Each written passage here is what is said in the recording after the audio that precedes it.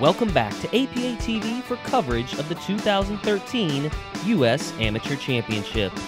In early November, the sport's most prestigious amateur event returned to the warm coastal waters of the Tampa Bay area.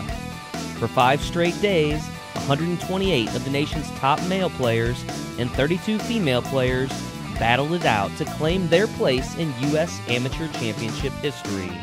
The ladies got the tournament action underway on Wednesday and spent the next 36 hours at Strokers Palm Harbor fighting for the right to be called a U.S. Amateur Champion.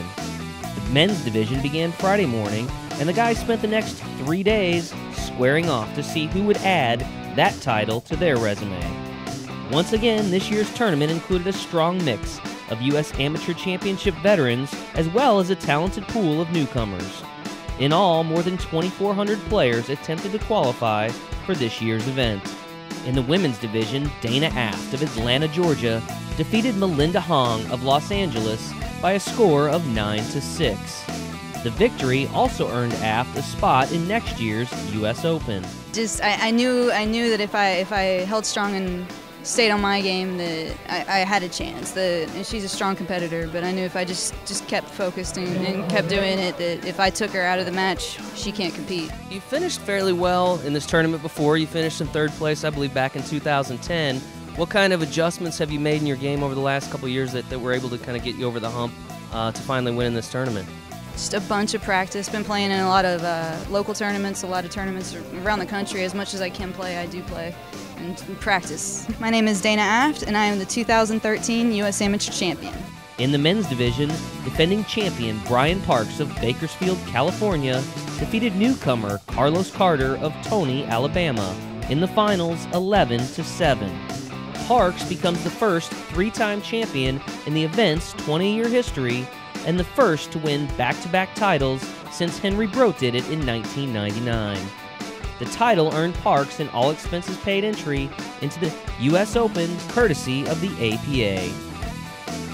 APA. Going into that final match, how did you kind of prepare for that, or you know, somebody that you hadn't played before, didn't have a lot of knowledge about, and just kind of talk to me about what you saw from him in the finals.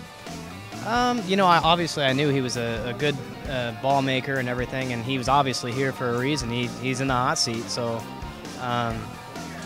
honestly, I was nervous, you know, to start the thing, and I warmed up, I felt okay, but then it just was back and forth with each other. So, but he's a great player, and I know, so I'm sure we'll see him back again, and I'll be back next year to, you know, try again. You know, you've been here so many times, you've accomplished something now that no one has ever accomplished.